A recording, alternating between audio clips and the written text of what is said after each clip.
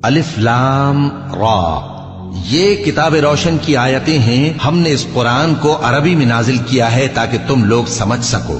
اے پیغمبر، ہم اس قرآن کے ذریعے سے جو ہم نے تمہاری طرف بھیجا ہے تمہیں ایک نہایت اچھا قصہ سناتے ہیں، اور تم اس سے پہلے بے خبر تھے. جب یوسف نے اپنے والد سے کہا کہ ابا، میں نے خواب میں 11 ستاروں اور سورج اور چاند کو دیکھا ہے، دیکھتا کیا ہوں کہ وہ مجھے سجدہ کر رہی ہیں. انہوں نے کہا کہ بیٹا، اپنے خواب کا ذکر اپنے بھائیوں سے نہ کرنا، نہیں تو وہ تمہارے حق میں کوئی چال چلیں گے.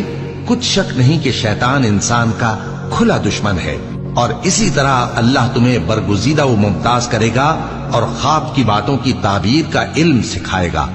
اور جس طرح اس نے اپنی نعمت پہلے تمہارے دادا پر دادا ابراہیم اور اسحاق پر پوری کی تھی، اسی طرح تم پر اور اولاد یعقوب پر پوری کرے گا.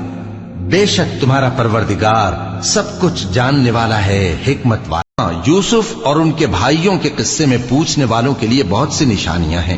جب انہوں نے آپس میں تذکرہ کیا کہ یوسف اور اس کا بھائی ابا کو ہم سے زیادہ پیارے ہیں، حالانکہ ہم جماعت کی جماعت ہیں، کچھ شک نہیں کہ ابا کھلی غلطی پر ہیں. یوسف کو یا تو جان سے مار ڈالو یا کسی ملک میں پھینک آؤ، پھر ابا کی توجہ صرف تمہاری طرف ہو جائے گی، اور اس کے بعد تم نیک لوگوں میں ہو جاؤ گے. ان میں سے ایک کہنے والے نے کہا کہ یوسف کو جان سے نہ مارو، کسی اندھے کنویں میں ڈال دو کہ کوئی راہگیر اسے نکال کر کسی دوسرے ملک میں لے جائے گا. اگر تم کو کرنا ہی ہے تو یوں کرو. یہ مشورہ کر کے وہ اپنے والد سے کہنے لگے کہ ابا جان، کیا سبب ہے کہ آپ یوسف کے بارے میں ہمارا اعتبار نہیں کرتے؟ حالانکہ ہم اس کے خیر خواہ ہیں. کل اسے ہمارے ساتھ بھیج دیجئے کہ خوب میوے کھائے اور کھیلے کودے، ہم اس کے نگہبان ہیں. انہوں نے کہا کہ یہ امر مجھے غمناک کیے دیتا ہے کہ تم اسے لے جاؤ، یعنی وہ مجھ سے مجھ سے جدا ہو جائے، اور مجھے یہ بھی خوف ہے کہ تم کھیل میں اس سے غافل ہو جاؤ اور اسے بھیڑیا کھا جائے. وہ کہنے لگے کہ اگر ہماری موجودگی میں کہ ہم ایک طاقتور جماعت ہیں اسے بھیڑیا کھا گیا تو ہم بڑے نقصان میں پڑ گئے. غرض جب وہ اس کو لے گئے اور اس بات پر اتفاق کر لیا کہ اس کو اندھے کنویں میں ڈال دیں، اور ہم نے یوسف کی طرف وحی بھیجی کہ ایک وقت ایسا آئے گا کہ تم انہیں ان کے اس سلوک سے آگاہ کرو گے، اور ان کو اس وحی کی کچھ خبر نہ ہوگی. اور یہ حرکت کر کے وہ رات کے وقت باپ کے پاس روتے ہوئے آئے.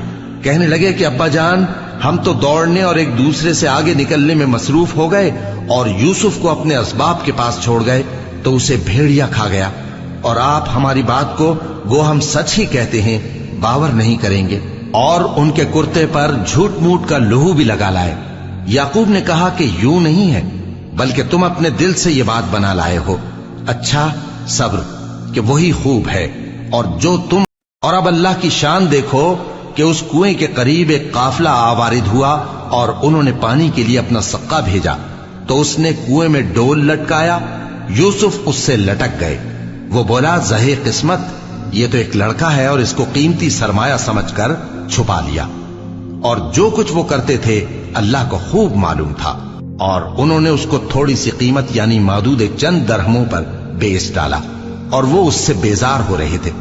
اور مصر میں جس شخص نے اس کو خریدا اس نے اپنی بیوی سے جس کا نام زلیخا تھا کہا کہ اس کو عزت و اکرام سے رکھو، عجب نہیں کہ یہ ہمیں فائدہ دے یا ہم اسے بیٹا بنا لے. اس طرح ہم نے یوسف کو سرزمین مصر میں جگہ دی، اور غرض یہ تھی کہ ہم ان کو خواب کی باتوں کی تعبیر سکھائیں. اور اللہ اپنے کام پر غالب ہے، لیکن اکثر لوگ نہیں